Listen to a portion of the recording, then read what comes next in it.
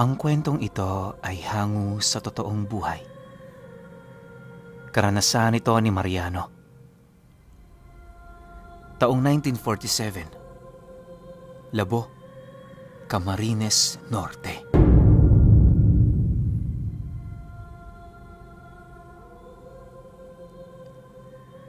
Ang binatang si Mariano ay edad 25 nung panahong yon.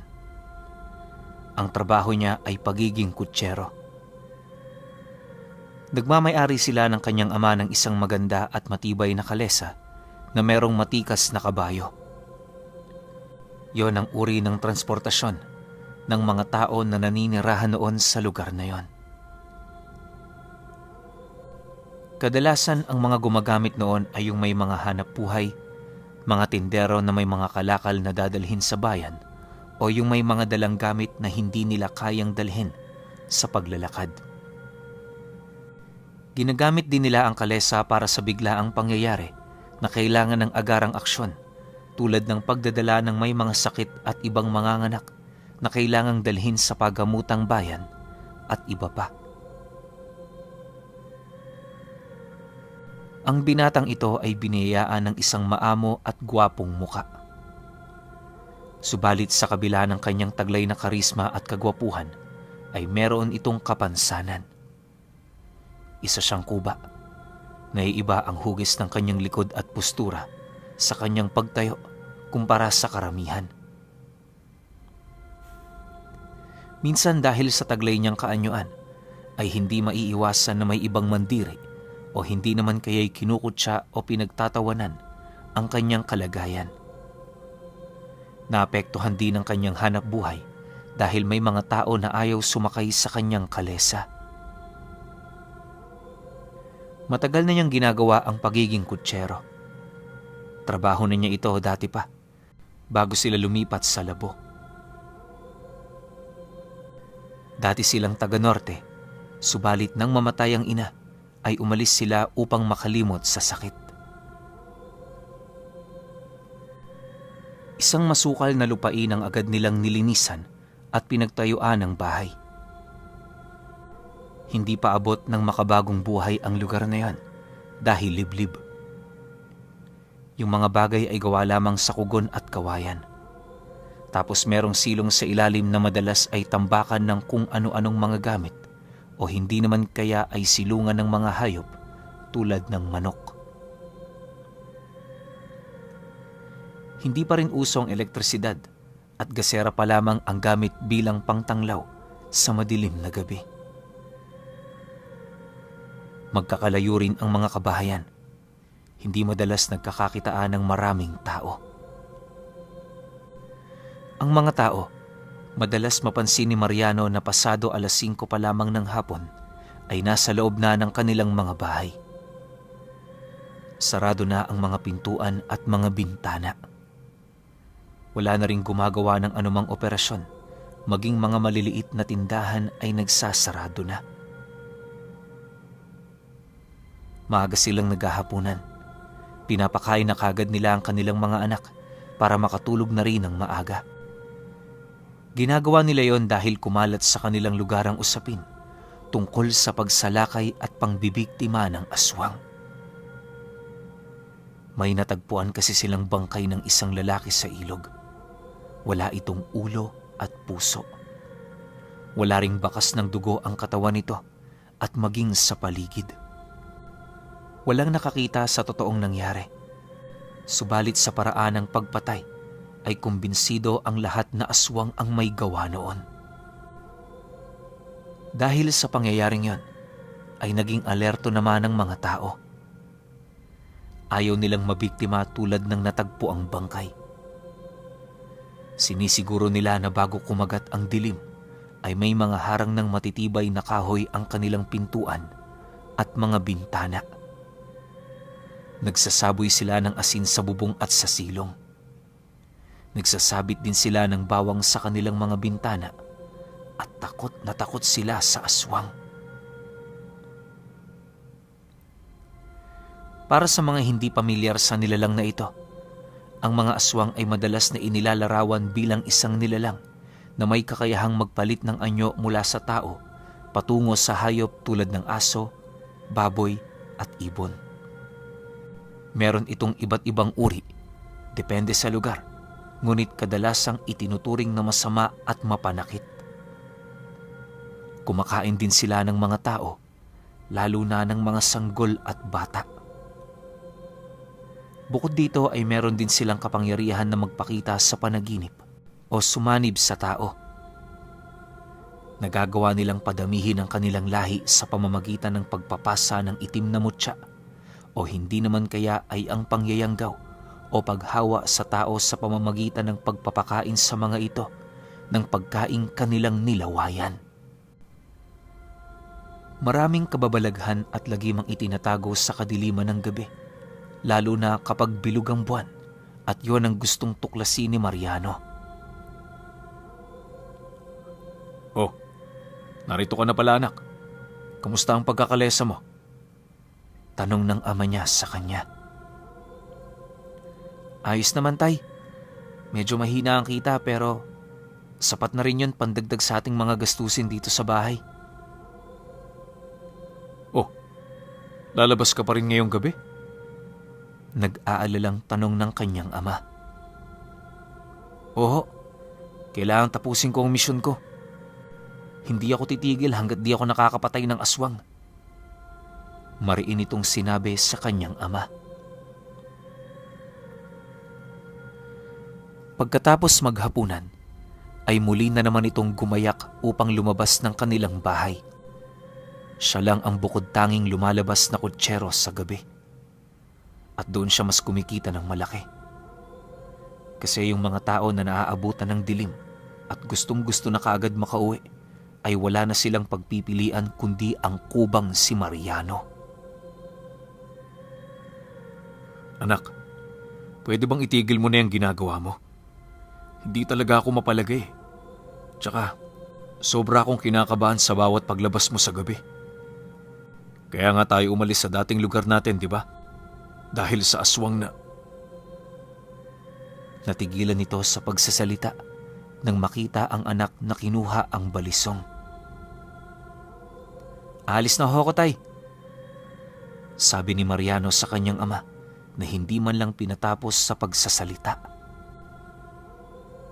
Walang nagawa ang matanda kundi sundan na lang ng tingin ng kanyang anak papalabas ng pinto. Bigla niyang naalala ang dahilan kung bakit tila gigil na gigil ang anak na makapatay ng aswang. Palagay kasi nila ay naging biktima ang ina nito ng mga ganoong nilalang. Unang nagkasakit ang kanyang ama noon at inatake ng mga masasamang panaginip. Isang babae ang paulit-ulit na nagpapakita at sinusumpa si Mang Rodelio. Subalit tila inako ng asawa nito ang kanyang paghihirap. Nanghihina ito sa tuwing may naririnig silang malakas na huni ng uwak na aali-aligid sa kanilang tahanan. Hanggang sa naupos itong tulad ng kandila. Namatay ng walang kalaban-laban. Dahil sa labis na pagdadalamhati at di malamang dahilan ng pagkamatay ng ina, ay isinisi nito sa aswang ang mga nangyari. Base na rin sa tunog ng uwak na madalas nilang marinig sa gabi. Pansin ang kakaibang katahimikan sa lugar kung saan binabagtas ni Mariano ang daan papunta sa bukana ng kanilang baryo. Bago lumiko sa sangang daan, nakaagaw pansin sa kanya ang isang matandang lalaki na naglalakad. Inihinto niya ang kalesa at pinagmasdan yon sa tamang distansya. Halatang halata ang malakas nitong paghinga. Umaangat ang balikat nito at gumagawa ng kakaibang pagkilos. Nakaramdam ng kaba ang binata. Aswang? Tanong nito sa kanyang isip. Nakaramdam siya ng kaba. Isang klase ng pakiramdam na nagbibigay sa kanya ng kasabikan at tuwa dahil nagbunga ang plano niya at kumagat sa patibong ang kinakatakutan ng mga tao sa lugar. Ngunit nang titigan niyang mabuti ay kinawayan siya nito. Naisip ng binata na baka kailangan nito ng tulong. Agad niyang pinaandar ang kalesa at lumapit sa matanda. "Magandang gabi ho, Impo. Anong may paglilingkod ko sa inyo?" tanong ng binata.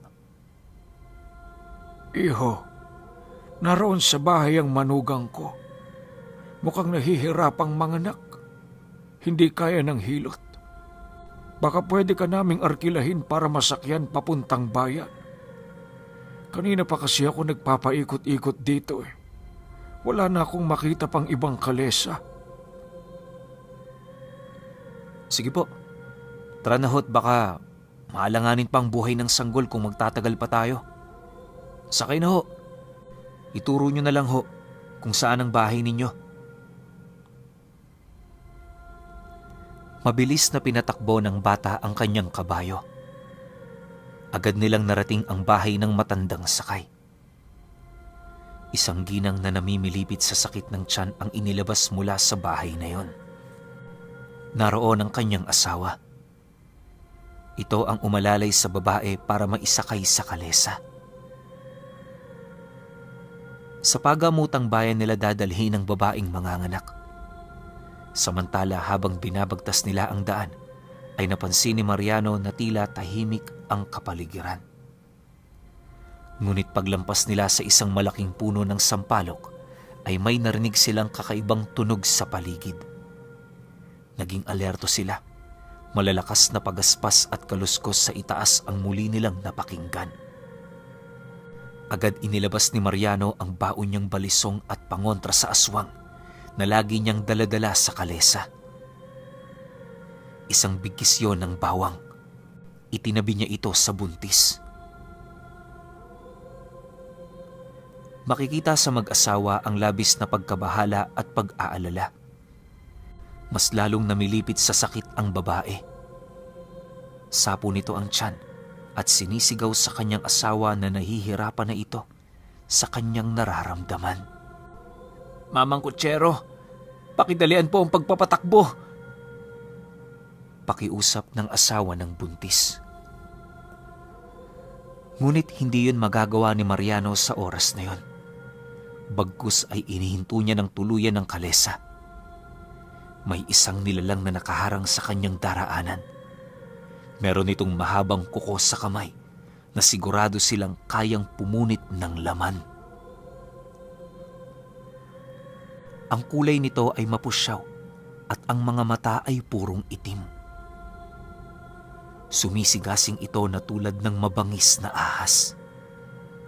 Alam ni Mariano na pinupuntirya nito ang buntis na babae at ang ipapanganak nitong sanggol. Ang amoy kasi ng sanggol na nasa sinapupunan ng ina ay ang siyang pinakamabango sa pang-amoy nila. Ito rin ang pinakamasarap na klase ng karne. Ayon sa mga naririnig niyang kwento noon sa kanyang lolo, ang mga sanggol ang paboritong pagkain ng aswang. Mahigpit na hinawakan ni Mariano ang balisong na nasa kanyang kamay. Natulala na lang sa takot ang mag-asawa nang makitang may aswang sa kanilang harapan. Maging ang asawang lalaki ay di malaman kung ano ang gagawin. Bumaba ng kalesa ang binata at buong tapang nitong sinugod ang aswang na yon. Subalit mabilis ang naging pagkilos ng nilalang. Naiiwasan nito ang hawak na sandata ni Mariano at nagawa pa nitong lapitan ang mag-asawa. Naglalaway ito ng sobra at takam na takam sa buntis. "Tulong! May aswang!" Sa wakas ay naisigaw ng babae. Ngunit sa kasamaang palad ay wala pala silang mahihintay na tulong. Dahil ang kinalalagyan nilang bahagi ng lugar ay walang tao at walang mga bahay na malapit. Inaabot ng pilit ng aswang ang buntis. Mabuti na lamang at merong bawang sa paligid nito. Sa pagkakataong yon, habang abala ang aswang sa pag-abot sa kanyang takot na biktima, ay doon nakahanap ng pagkakataon ng binata para saksakin ang nilalang na yon. Pero naramdaman siyang muli ng aswang. Imbis na sa puso ito tamaan ay sa braso tumama ang talim ng balisong. Malalim at mahaba ang sugat na yon. Nalaglag sa lupa ang aswang. Agad nitong hinawakan ang dumudugong braso. Susugurin siyang muli ni Mariano, subalit dahil sa taglay na liksi, hindi na muli pang nagtagumpay ang binata sa binabalak nito sa aswang. Umalis siya na patalon-talon sa mga naglalakihang puno, hanggang sa ikinubli na ito ng kadiliman ng gabi. Umalingaw-ngaw ang iyak ng isang sanggol. Ligtas na isinilang ng babae ang kanyang anak habang nakasakay sa kalesa. Labis na nagpasalamat ang mag-asawa sa matapang na kutsero. Ngunit bago niya ihatid ang mga ito sa kanilang bahay, ay nakiusap siya na huwag ipagsasabi sa iba ang nakita ng mga ito. Mabilis na tumango at sumang-ayon ang dalawa. Nangako silang itatago ang lihim ni Mariano. Umuwi na rin ang binata matapos nitong ihatid ang mag-asawa sa kanilang tahanan. Pagdating niya sa bahay, ay naabutan niya pa ang ama na naninigarilyo sa labas. Agad nitong ibinalita ang nangyari. Sinabi nito na totoo ngang may aswang sa baryo na yon, at nagpakita ito sa kanya. Agad pinapasok ng ama ang kanyang anak dahil sa matinding pag-aalala. Sinabi niya sa ama na nasugatan niya sa braso ang aswang. Ipinagmamalaki niya na kaya ng ordinaryong tao ang makipaglaban sa nilalang na yon. Ngunit hindi umimik ang kanyang ama. Kinabukasan ay doon lamang niya ito kinausap ng masinsinan. Handa na niyang ibigay sa binata ang mga bagay na alam niyang makakatulong sa kanyang anak. Alam niya ring hindi niya ito mapipigilan sa kanyang ginagawa. Kaya nais niyang proteksyonan ito sa abot ng kanyang makakaya. Kinuha niya mula sa silid ang isang maliit na baul. "Tay, ano yung hawak niyo?" Agad niyang tanong nang makita ang hawak nito. Ang baul na yon ay mga gamit ng lolo ni Mariano, isang kilalang albularyo sa dati nilang tirahan. Naglalaman yon ng isang libro na kung saan mababasa ang iba't ibang orasyon na nakasulat sa Latin. Hindi yun maunawaan ni Mariano, maging ng kanyang ama. Ngunit sa patuloy niyang pagbuklat ay may mga nakita rin siyang mga nakasulat na Tagalog. Naaliw siya sa nilalaman ng libro. Nang matapos ay pinili niyang itago na ang libro sa sarili niyang lagayan. Subalit nang iangat niya ito, ay may nalaglag na bagay na nakabalot sa papel. Pinulot niya yon at dahan-dahang binuklat. May laman itong pulbos. Binasa niya ang sulat na nakalakip sa bagay na yon. Nung nalaman niya yon, pinasok niya ito sa kanyang bulsa. Muling sumapit ang gabi. Panibagong pakikibaka na naman at pakikipagsapalaran ang gagawin ni Mariano. Hindi pa siya nakakalayo ay may pumara sa kanyang isang magandang babae. Sa tingin niya umiiyak ito. Hinayaan niyang sumakay ang dalaga sa kalesa. Tinanong niya ito kung saan ito pupunta. Walang maapuhap na sagot ang babae. "Ba't ka umiiyak? Natatakot ka ba sa akin?" Imbis na sagutin ay tinitigan lang siya nito. "Ano? Natatakot ka ba sa akin?" Muli nitong tanong. Doon lang ito sumagot. Sinabi nito na hindi ito takot sa kanya dahil wala naman siyang nakikitang nakakatakot sa anyo nito. Mas higit na mas kahindik-hindik ang iniwang bahay kesa ang sumakay sa kalesa ng kuba. Sinabi nito na wala siyang pupuntahan. Agad nag-isip ang binata at maya-maya ay inalok ito kung nais niyang doon na muna tumuloy at magpalipas ng gabi sa kanilang bahay. Sumang-ayon naman ang babae. Kahit saan daw siya nito dalhin ay ayos lang sa kanya basta mailayo siya sa lugar na yon. Iniuwi niya ang babae at ibinilin ito kay Mang Rodelio. Biktima ng pang-aabusong sexual ang babaeng yon ayon sa kwento nito. Nakita sila ng kanyang ina nang sinisimula na siyang gamitin ng kanyang amain. Subalit baliktad ang kwento nang sabihin ng lalaki na inakit siya ng dalaga.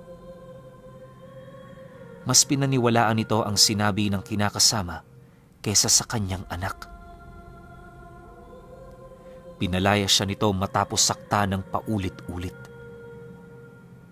Siya ay si Dolores.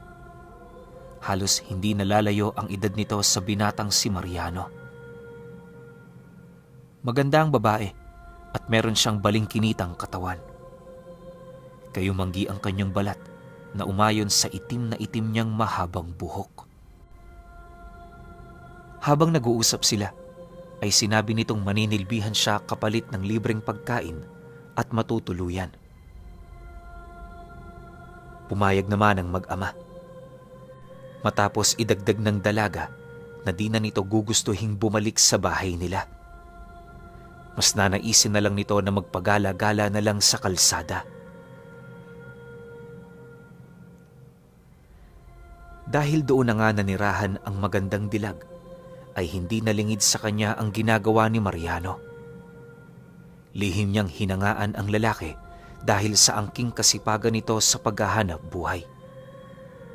Gayon din sa nakita niyang katapangan ng lalaki na handa nitong suungin ang kadilimang kinakatakutan ng lahat.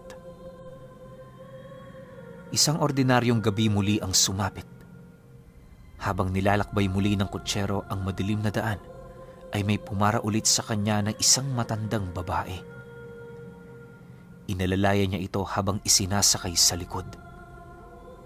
Hindi pa man sila nakakaalis ay nagulat siya nang maramdaman ang magaspang na kamay na kumapit sa kanyang balikat.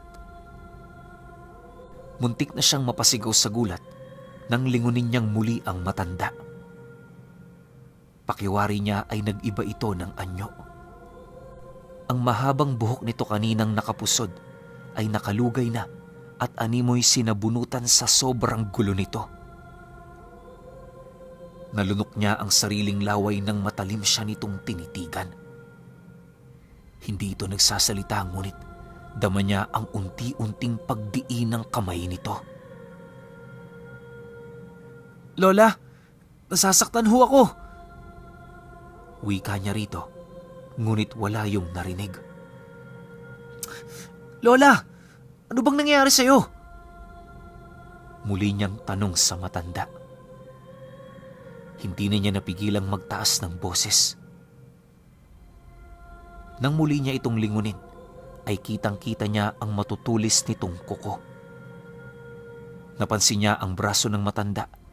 Nakalihis ng bahagya ang manggas ng suot nitong damit. May malaki rin yung peklat. Kaya nalaman ni Mariano na ito rin ang aswang na umatake sa sakay niyang buntis. Naging mabilis ang kilos ni Mariano.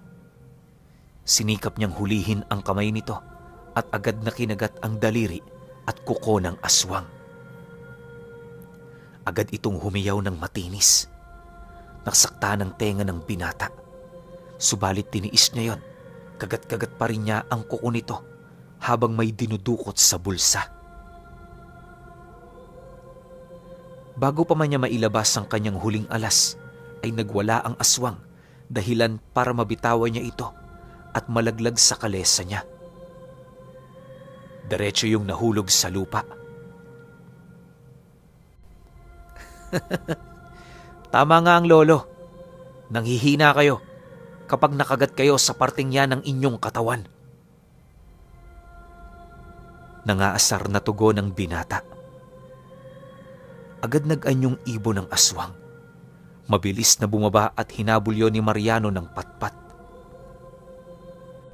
Kapag natatapatan niya ang anino nito at napapalo ay nawawalan niyo ng balanse sa paglipad. Tuwang-tuwa si Mariano sa kanyang ginagawa. Bilib na bilib sa kanyang mga bagong kaalaman tungkol sa mga kahinaan ng aswang. Pinuri niya ang sarili dahil sa kasibagan at sa pagbabasa sa libro at sulat ng kanyang albularyong lolo. Wala na ang aswang, subalit hindi mapanatag ang kalooban ng binata. Pangalawang pagkakataon na rin kasi na nagpakita sa kanya ang aswang na yon, subalit hindi pa rin niya mapuruhan. Hindi pa rin natutupad ang pangarap niya na maipaghigante ang kanyang ina. Wala siyang pakialam kung sinong aswang ang mapatay niya, basta't kalahi niyon ay ayos na sa kanya. Muli ay sinalubong siya ng ama pagdating niya sa kanilang bahay. Agad niyang ibinida ang nangyaring sagupaan sa pagitan nila ng aswang na yon. Subalit imbis na matuwa, ay nagalit ito ng tuluyan. Sinabihan ito ang anak na tumigil na sa kanyang ginagawa.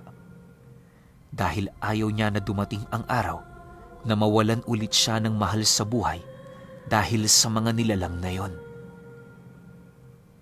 Humingi ng tawad ang binata. Naintindihan niya ang ama, subalit hindi siya sigurado kung kaya nga ba niyang sundin ang sinasabi nito. Pero pansamantala ay inayunan na lamang niya si Mang Rodelio upang hindi na humaba pa ang kanilang usapan. Nais na rin kasi niyang magpahinga. Samantala, habang nagpapahinga sila sa kalagitnaan ng gabi, ay nagising ang mag-ama nang makarinig ng kakaibang ingay na nagmumula sa labas ng kanilang bahay. Parang ingayo ng isang baboy na nagpapaikot-ikot sa paligid. "Tay, may alaga na ba tayong baboy?" Tanong nito sa ama na noon ay nakikiramdam na sa paligid. Hindi baboy yun. Nasundan ka na ng aswang dito sa bahay. Sinasabi ko na nga ba eh. At walang magandang kahihinat na ng ginagawa mong yan. Medyo may galit sa tono ng boses ng kanyang ama. Sumilip ito at nakita ang isang maitim na baboy na may mapulang mga mata. Sabi ko na nga ba eh. Aswang yun. Pagsilip ni Mariano ay laking gulat niya nang makita niya ang nilalang na walang saplot, ngunit nababalot ng itim na balahibo ang katawan. "Aswang nga yan, tay. Anong gagawin natin?" Habang hindi pa nakakapagdesisyon ng dalawa sa kanilang gagawin, ay narinig nila ang malalakas na putak ng manok nila na nakasilong sa ilalim ng bahay. Agad tumayo ang ama at kinuha sa kusina ang matalim nitong itak. Isiniksik yon sa pagitan ng sahig nilang gawa sa kawayan. Tumahimik bigla ang paligid. Wala na ba, tay? Wala na ba yung aswang?" Sunod-sunod na tanong ng binata. Agad namang tumawa ng malakas ang matanda at inalaskan nito ang anak. "Oh, akala ko ba tumutugis ka na ng aswang? Eh bakit ngayon? Ikaw na yung pinuntahan eh, na bahagyang buntot mo." Hindi naman nakaimik ang binata sa sinabing yon ng kanyang tatay.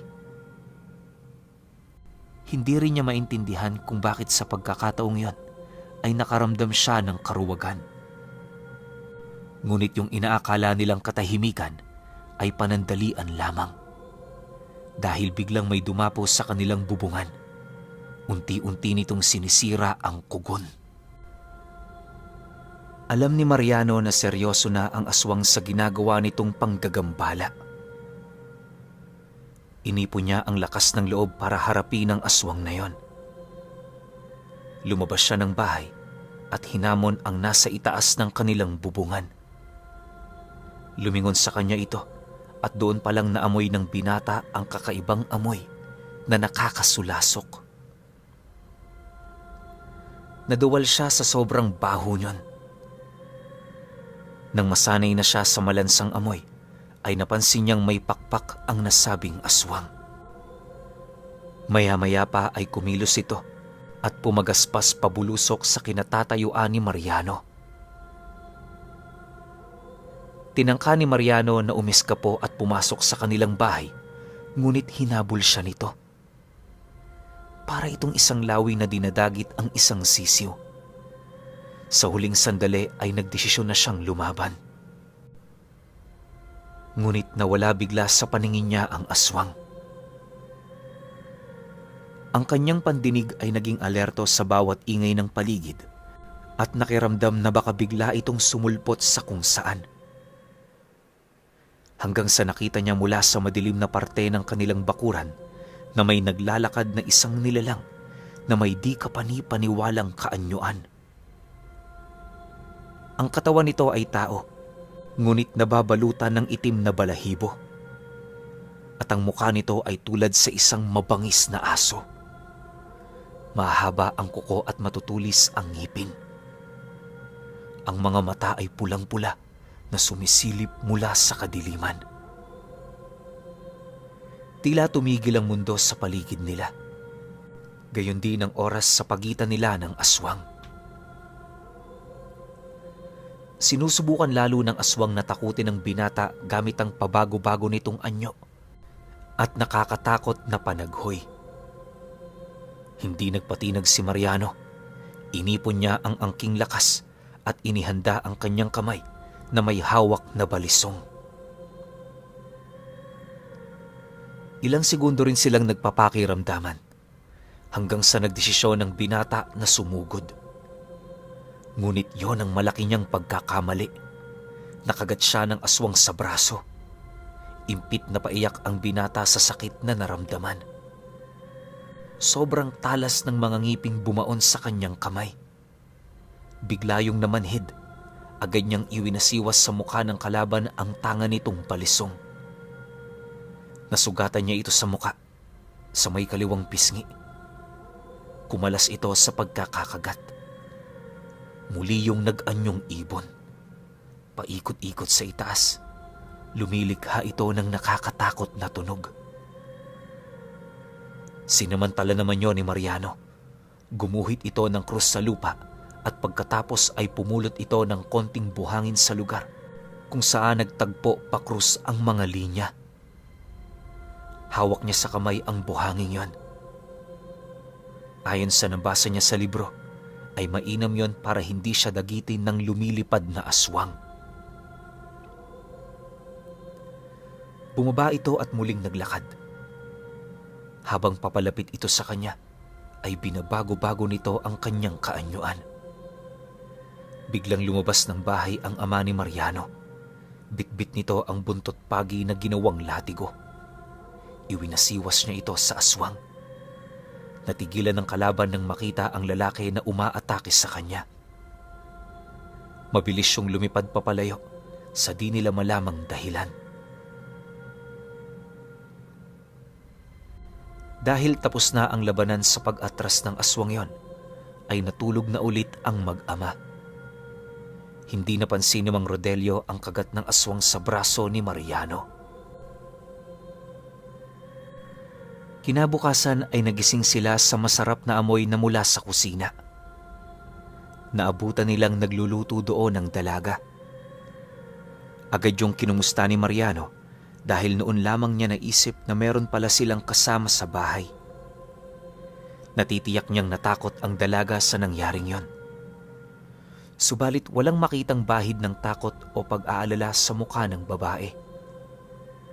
Masaya pa nga ito at sinabi sa mag-ama na napakasarap ng kanyang tulog dahil sa katahimikan ng gabi. Nagkatinginan ang mag-ama sa tinuran niyang yon. Imposible na hindi niya kasi narinig ang kanilang pag-iingay. Ipinagsawalang bahala na lamang ng dalawa yon at kinain ang pagkaing inihanda ng dalaga. Pagkatapos kumain ni Mariano, ay nakaramdam siya ng kakaiba. Nahilo siya at biglang nahimatay. Nakita ni Dolores ang mga sugat sa braso ni Mariano. Teka, kagat ho ng aswang ito ah. Ano pong nangyari? At isinalaysay ng matanda ang naganap kaninang madaling araw. Agad namang lumabas ang dalaga at nanguha ito ng mga halamang gamot sa bakuran. Habang ginagawa niya yon, ay inayos naman ng ama ang kanyang anak sa higaan. Inayos din ito ang likod ni Mariano. Gumawa ang babae ng isang pusyon na mula sa dinikdik na mga halamang gamot. Dinasalan niya yon ng orasyon. Napatitig lang ang matanda sa ginagawa nito. May alam ka pala sa panggagamot. Hindi na niya napigilang itanong.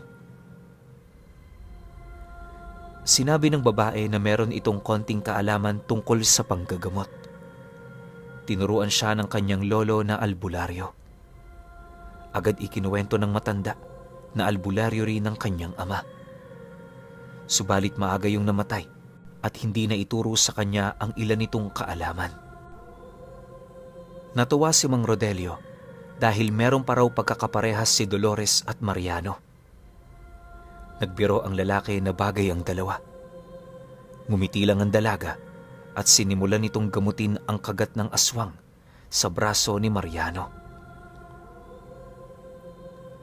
Ayon kay Dolores, ay merong sumpa ang kagat ng aswang na kailangan ng agarang paggamot dahil ito ay maituturing na isang malalang karamdaman.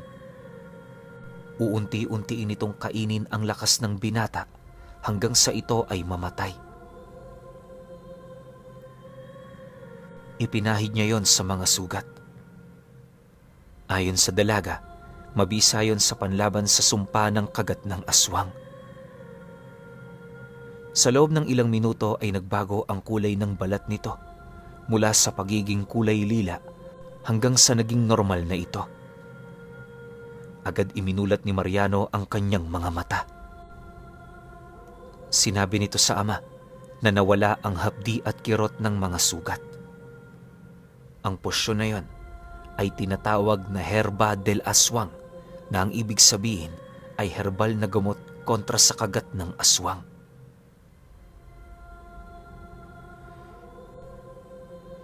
Isang humahangos na lalaki ang nakatawag sa kanila ng pansin pagkatapos.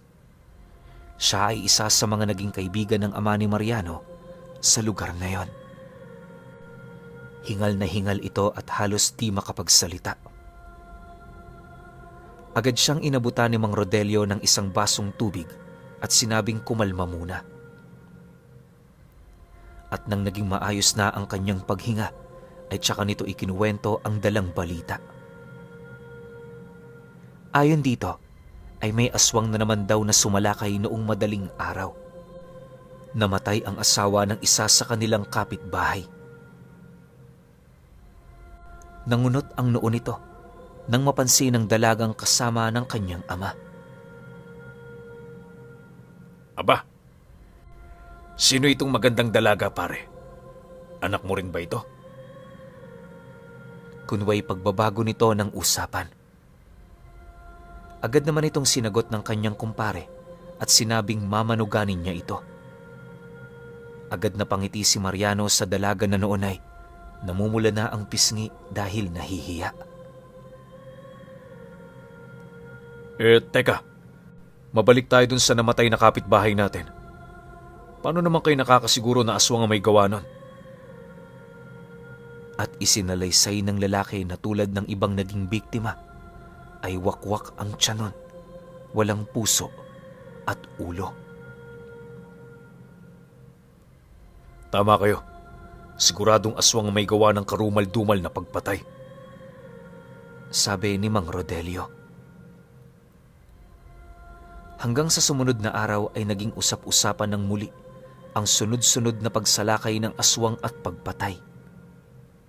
Napansin na rin nila na pawang mga kalalakihan ang pinupunteriya nito sa kanilang lugar at sa karatig pa. At hindi lang basta lalaki, kundi isang ama na merong masaya at maayos na pamilya. Mas lalong nagbigay yon ng kilabot sa mga tao. Ngunit sa pagdaan ng mga araw ay naisip nila na lumaban. Sawa na sila sa pagiging duwag. Ayaw na nilang magtago habang hinahayaan ang aswang sa ginagawa nito. Nagdesisyon silang magronda sa gabi.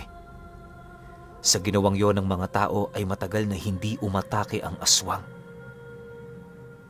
Nabawasan ang takot ng mga tao sa kanilang lugar.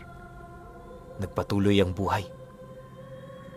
Samantala, dahil sa nangyaring pagsugod ng aswang sa bahay nila Mariano at sa balitaan nilang pumapatayo ng mga inosenteng ama ng tahanan, ay palagi na rin silang nagsasaboy ng asin.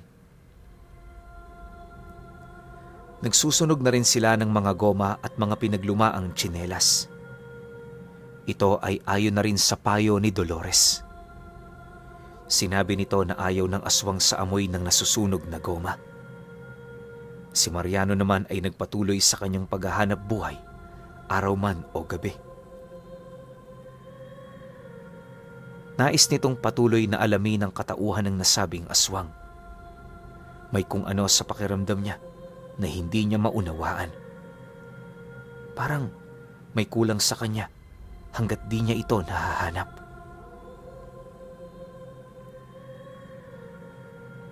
Magdadapit hapon ng araw ng Biyernes, habang nagpapatakbo siya ng kalesa at dumadaan sa isang masikip na kalsada, papasok sa kakahuyan, ay may napansin siyang isang maliit na kubo.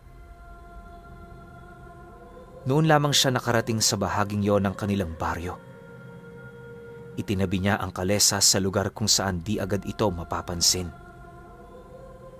Dahan-dahan siyang naglakad at nag-ingat na di makagawa ng kahit na anumang ingay.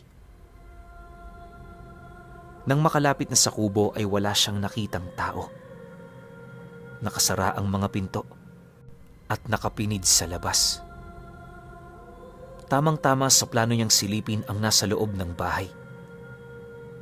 Umikot siya sa may bandang likuran upang walang makakita. Ngunit bago pa makapasok ay kinakailangan niyang talunin ng bakod na singtaas ng kanyang bewang. Tumungtong siya sa bakod na gawa sa kawayan at tinalon niya ang harang na yon. Inangat niya ng konti ang bintana. Agad na sumalubong sa kanya ang masangsang na amoy na katulad ng amoy na nakapagduwal sa kanya nang maglaban sila ng aswang. Nakita niya ang mga nagkalat na bungo ng tao sa loob. Sigurado siya na yun na ang matagal niyang hinahanap. Natagpuan na niya ang bahay ng aswang. Mabilis niyang tinalon ang bakod palabas. Maingat siyang nagmasid at naglakad. Tumambay muna siya sa itaas ng isang puno habang hinihintay ang pagdating ng aswang. Kumakagat na ang dilim sa paligid, kaya nagdesisyon si Mariano na lisanin na muna ang lugar at mag-isip ng mas magandang plano. Naglakad siya papunta sa itinago niyang kalesa. Subalit natigilan siya sa paglalakad nang may mapansing anino sa kabilang bahagi ng kakahuyan. Sinundan niya yan. Lumapit siya at nagkubli sa mga puno.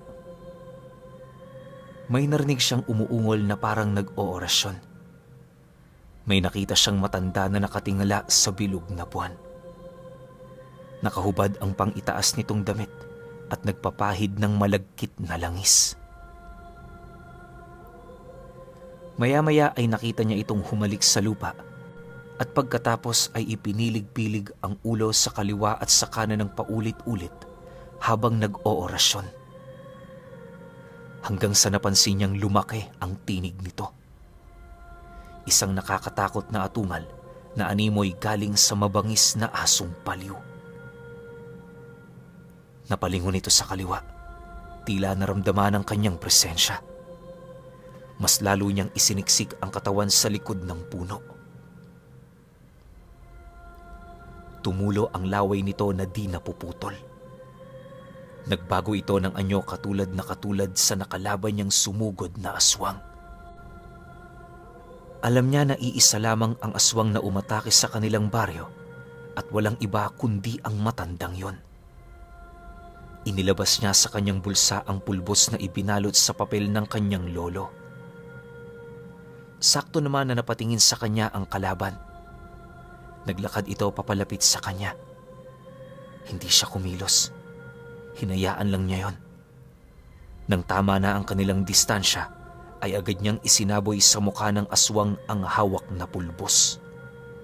Agad itong sumigaw sa sakit. Napansin niyang tila nang hina ito base na rin sa nakita niyang panginginig ng tuhod nito at kamay. Abuyon na mula sa pinulbos na itim na talaba. Isang pangontra sa aswang na maaaring makapagpahina rito at maging sanhi ng kamatayan kapag hindi na agapan. Agad pinagpag ng aswang ang mga abo sa kanyang muka. Galit na galit ang aswang. Nang hihina man ay sinugod pa rin niya si Mariano. Sa wakas, may paghihiganti ko na rin ang aking ina. Sinabi ng binata habang kinakapa sa kanyang bewang ang balisong. Subalit hindi niya yun makapa. Nawawala ang kanyang sandata. Naabot siya ng aswang at agad siyang kinagat sa kanyang balikat. Dahil sa pagragasa ng labis na sakit na yon, ay napasigaw si Mariano. Samantala sa baryo naman, nakatipon sa isang lugar ang mga nakatokang magronda ng gabing yon. Hinati yun sa 4 na grupo upang magalugad ang lahat ng sulok. Dumating din ang tatay ng binata para tumulong. Magkasama sila ng kanyang kumpare sa grupo. May mga kanya-kanya silang bitbit na sandata. May mga nagdala ng itak, sibat na gawa sa kawayan at mga sulo.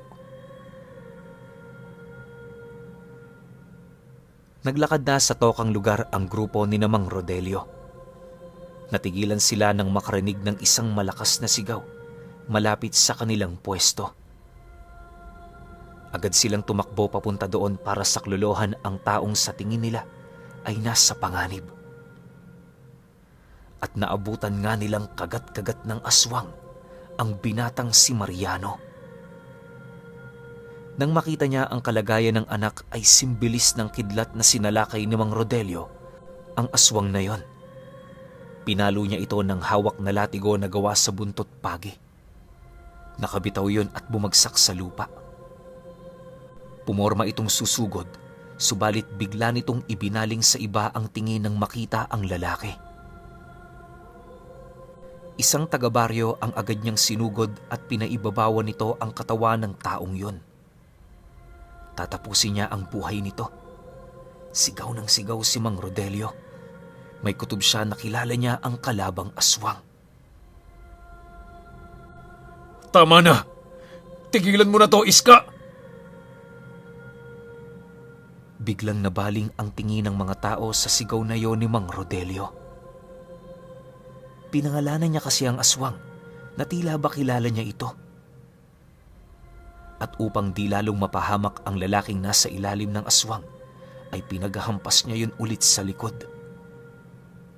Hindi magawang iwasan ng aswang ang tama ng latigo sa kanyang likuran. Duguan itong bumagsak sa lupa. Kahit nang hihina ay binalikan naman ni Mariano ang kanyang kalesa para hanapin doon ang kanyang sandata, ngunit wala doon ang balisong.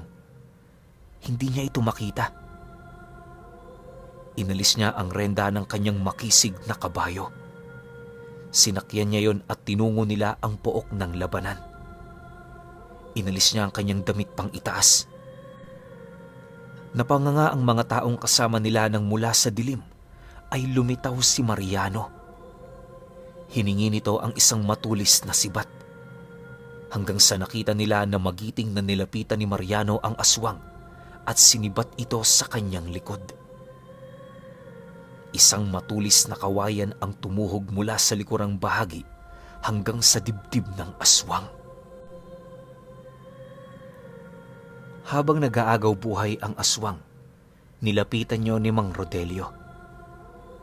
Bigla ay sinundan niyo ng nakakabinging sigaw ng nilalang. Nakakapangilabot yon na parang nananaghoy. Nagsimula na ring umalingasaw ang mas matindi pang kakaibang amoy ng pagkabulok. Masangsang na halos di makahinga ng maayos ang mga taong naroon. Kahit hinang-hinana ang aswang, ay nagawa pa nitong gumalaw at gumapang papalayo kay Mang Rodelio. Iniiwasan niya itong makipagtitigan mata sa mata. Nanginginig na ito ng mga sandaling yon. Nakakatatlong usad na siya nang hinawakan siyang bigla ng lalaki sa kanyang mga kamay. Tama na, Iska. Pakiusap nito sa nilalang. Unti-unti ay tila lumiit ang anyo nito at nag-aanyong tao. Bumalik na ito sa tunay niyang anyo. Napahagulgul na ng tuluyan si Mang Rodelio nang tumambad sa kanyang paningin ang itsura ng matandang babae na nasa kanyang harapan. Walang ano-ano'y bigla itong humingi ng tawad. Isang klase ng paghingi ng tawad na noon pa niya gustong gawin sa babae. Subalit hindi na nito nagawa dahil hindi na sila nagkaroon ng pagkakataon para muling magkita. Si Mang Rodelio at si Iska ay dating magkasintahan. Subalit naghiwalay sila dahil mariing tinutulan ng magkaparehong pamilya ang kanilang relasyon. Sabi ng mga kamag-anak nila na kailan may hindi maaaring magsama at maging isa ang lahi ng mga aswang at albularyo. Isa yung malaking kahihiyan sa panig ng isa't isa. Ipinaglaban nila ang kanilang pag-iibigan.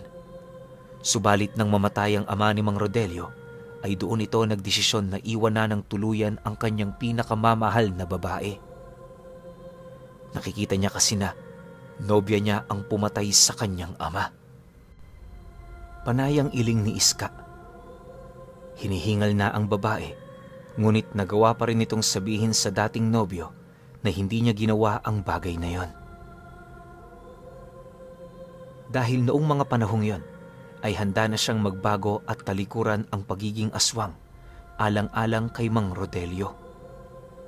Subalit hindi na rin nangyari dahil inilayo na siya ng kanyang pamilya at lumipat sila sa ibang bayan.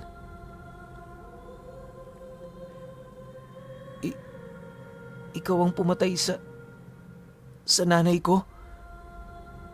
Sabat ni Mariano sa dalawang nag-uusap. Umiling ang matandang babae. Wala raw itong kinalaman sa pagkamatay niyan dahil hindi na ito bumalik sa dating lugar buhat nang ito ay lumayo. Napagtanto ni Mariano na ibang aswang ang gumawa noon sa kanyang ina. At ang masasamang panaginip ng ama ay dala ng konsensya nito sa pag-iwan sa kanyang dating nobya. Ngunit may isa pang revelasyon ng babae. Sinabi nito na nagkaanak sila ni Mang Rodelio. Isang sanggol na lalaki ang kanyang ipinanganak. Subalit napansin nito na hindi nagbigay ng anumang reaksyon ng lalaki sa sinabi niyang yon. Ipinagpatuloy nito ang kanyang pagsasalaysay. Sinabi nito na nawala sa kanya ang sanggol. Hindi niya alam kung ano ang nangyari. Ngunit may hinala siya na mga kamag-anak din niya ang kumuha rito. Simula noon ay nawala na ng direksyon ng buhay ng babae. Tuluyan nitong niyakap ang pagiging aswang. Lalaki ang kadalasan niyang pinapatay, lalo na ang may mga masasayang pamilya. Dahil yon ang bagay na ipinagkait sa kanya ng lahat. Umiyak siya ng umiyak hanggang sa tuluyang nawala ng hininga ang mapamuksang aswang sa baryong yon. Kinuha ng mga tao ang bangkay at inilagay ito sa loob ng kanyang kubo. Sinunog nila pagkatapos. tapos na ang laban. Matatahimik at mabubuhay na ng normal ang mga tao. Tagumpay silang napaslang ang aswang. Samantala, pagbalik nila sa bahay, ay agad kinastigo ng anak ang kanyang ama. Mahalata sa pananalita nito ang galit at pagkadismaya dahil sa mga narinig. Sandali lang. Tumahimik ka. Makinig ka muna sa akin. Sabi ng ama. Tinitigan siya nito mata sa mata. Inamin ni Rodelio ang katotohanan sa pagkatao ni Mariano.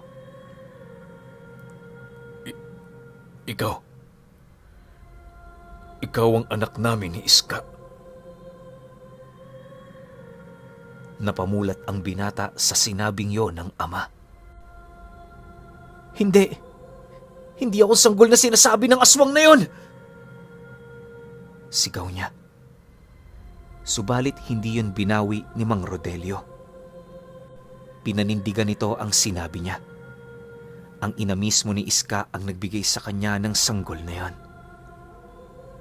Isang sumpa sa kanila ang pagkakaroon ng kapamilya na mula sa lahi ng albularyo. Pinili nitong ibigay na lamang ang sanggol kay Mang Rodelio upang hindi ito mapahamak sa kanilang pamilya.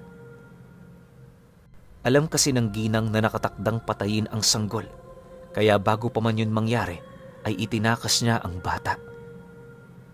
Ayaw niyang makitang mamatay ito. Bagamat malulupit silang aswang, ay malambot ang puso nito para sa kanyang pinakaunang apo. Hindi ako naniniwala sa'yo! Sumbat nito sa ama. Samantala habang nag-uusap ang mag-ama, ay nilulunasan naman ni Dolores ang sugat na natamo ni Mariano. Nakikinig lang ito sa usapan ng dalawa. Kailangan mong maniwala. Dahil yon ang totoo, Mariano. Wala akong dahilan para magsinungaling sa'yo. Inamin nito na bago sila magsama ng asawa, ay meron na siyang anak. Tinanggap yon ng buong buo ng babaeng minahal. Walang naging problema sa kanya ang pagiging binatang ama ni Mang Rodelio. Samantala, sa kasamaang palad ay hindi sila nabiyayaan ng sariling anak. May diferensya ang matres nito at wala itong kakayahang magbuntis. Sa nakitang kaseryosohan ni Mang Rodelio, ay napagtanto ni Mariano na katotohanan nga ang inihahayag nito sa kanya. Wala siyang nagawa kundi ang tanggapin yon. Ngunit masakit sa kanya na malaman ang hinahanap niya at napatay na aswang ay ang kanyang tunay na ina. Pinagsisihan niya yon ng labis. Subalit, dahil sa maagap na pagsubaybay at pagmamahal sa kanyang ama, ay unti-unti niyang natanggap ang lahat.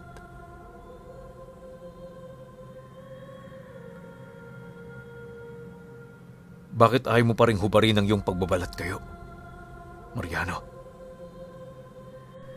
Isang araw ay tanong sa kanya. Isang ngiti ang sumilay sa kanyang labi. Sinabi nito sa ama na balak na niyang gawing asawa si Dolores. Labis na natuwa si Mang Rodelio sa narinig niya. Kung ganon, bakit ayaw mo pang... Bigla itong natigilan nang sumingit sa pagsasalita ang anak. Kasi gusto kong malaman kung mamahalin niya ako sa ganito kong kalagayan. Isang plano ang nabuo sa pag-uusap na yon ng mag-ama. Ilang araw ang nakaraan ay naging palaisipan sa dalaga ang biglaang pagdating ng mga hayop sa kanila. May mga kambing, manok, at baboy. Para saan ang mga to? Saan to galing? Natutuwang tanong ng dalaga. Agad hinawakan ni Mariano ang kanyang kamay at sinabi nitong galing ang iba doon sa kanilang mga kababaryo bilang ambag sa magaganap na kasalan. Nangunot ang noo ng babae nang mapagtanto ang sinabi ng lalaki. Nalungkot ang mga mata niya nang maisip na may plano na palang pakasalan ang binatang lihim niyang hinahangaan. May mangyayaring kasalan dito. Kung papayag ka na magpakasal sa akin. Agad namilog ang mata ni Dolores sa narinig. Nang mabawi ang sarili sa pagkabigla, ay masayang-masaya nitong sinagot ng matamis niyang oo ang binata. Dumating ang araw ng kanilang kasal. Habang naglalakad sa altar ay hinahanap ni Dolores ang kanyang mapapangasawa. Subalit wala sa harap ang lalaking kuba, bagkus ay nakita niya ang isang makisig at napakagwapong binata. Nalaman niya sa mga oras na yon na hindi totoong kuba si Mariano. Ginagamit lamang niya ang pagbabalat kayong yon para mas madali sa kanya ang makasilo ng aswang. Dahil sa kalagayan na yon, ay iniisip nito na isa siyang mahinang nilalang na madaling biktimahin. Noong una ay nanumbat pa ang dalaga at sinabi nito na bakit pati siya ay sinubukan nito. Gusto ko lang malaman kung mamahalin mo ko at tatanggapin ng buo sa kabila ng aking peking kapansanan. At napatunayan nga niya na hindi namimili at mas lalong di tumitingin sa pisikal na anyo ang babaeng inibig. At mula noon ay nabuhay na ng tahimik ang mga nasa baryo. Dumami na rin ang mga tao sa lugar at namuhay sila ng masaya at mapayapa. Lahat din ng mga tao sa kanilang lugar nagulat nung nalaman nila ang totoong pagkatao ng kubang si Mariano.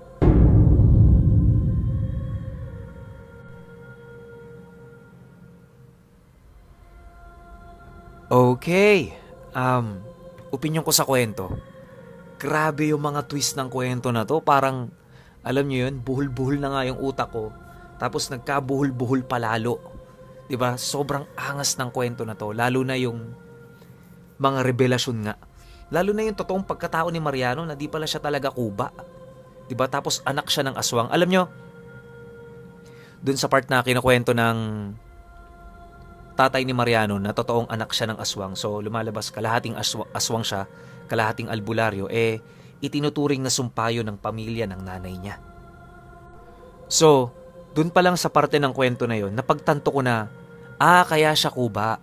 Kasi pinagbabawal ngang maging mag-asawa yung aswang tsaka tong albularyo. So, kalalabasan nun, may depekto yung magiging anak nila. So, kaya siya naging kuba. Yun yung pumasok sa isip ko. Tapos ending, nagpapanggap lang pala si Mariano na kuba para madali siyang biktimahin ng mga aswang kasi nga tingin sa kanya mahina . Pero hindi, may alam si Mariano na mga kakaibang teknik o mga kakaibang estilo para pumalag sa mga aswang. Bukod pa dyan, yung nabasa niya yung libreta ng lolo niya na alam naman nating lahat na isang magaling na albularyo.